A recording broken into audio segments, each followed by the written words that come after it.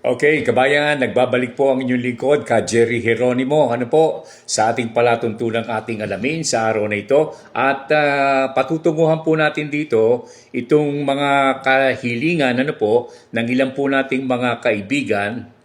Naku, medyo medyo marami ito, kaya lang iisa yung topic na kinuha ko sapagkat medyo maganda kung talagang tutuusin. At ang isang tanong, i-base natin sa tanong na ito, ang tanong po, mayroon bang market o pamilihan ang inaanunsyo mo na Muscovidax?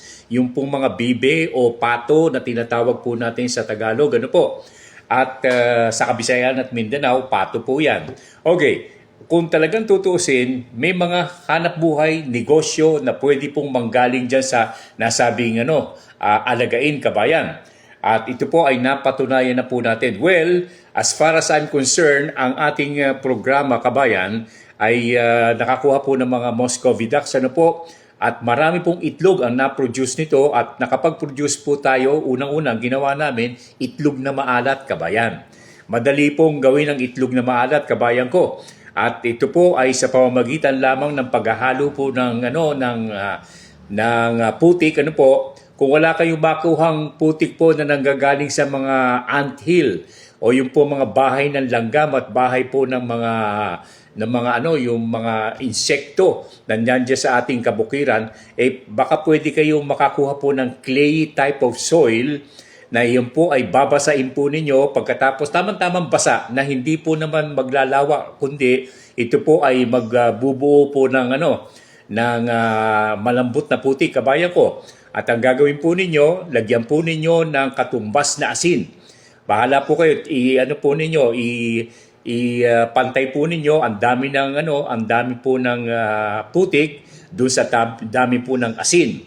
Pagka natansya po ninyo na ayos na po ito, kabayan, pwede na po ninyong ibalot ang mga itlog dyan po sa nasabing putik na may tubig na nabasa at saka ito po naman ay may halong asin, kabayan.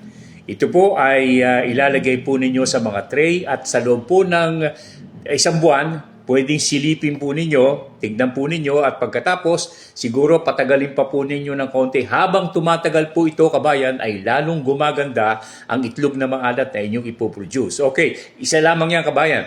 At meron kaming gagawin sa mga darating na pagtatanghal ng ating palatuntunan dito po sa Facebook. Kabayan ko, ang paggawa po ng duck ham.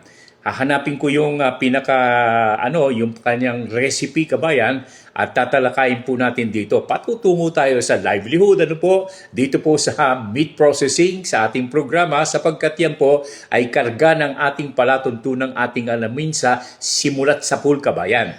At yan po ay maraming makikinabang, kabayan. Ang tanong, kung merong negosyo, hanap buhay o kita ang pag-aalaga pa ng Muscovidax, meron po, kabayan ko. Okay, source. Ang sources po nito, kung hindi kayo makabili doon sa mga nag-aalaga po ng mga Muscovidax ng pato o bebe, kabayan, pwede kayong pumunta sa Tiaong Experimental Station ng DA, kabayan. Diyan po sa pagkalagpas lamang ng San Pablo City, along the highway na patungong timog, kabayan, o south, ay nandun po sila sa bandang kaliwa. Nakalagay, Experimental Station ng Tiaong ng DA, kabayan ko. At dyan ay pwede kayong makiusap na makakuha po kayo kung hindi man mga alagain pwede nang gawing alaga kagad, ay yung po mga breeder, kabayan.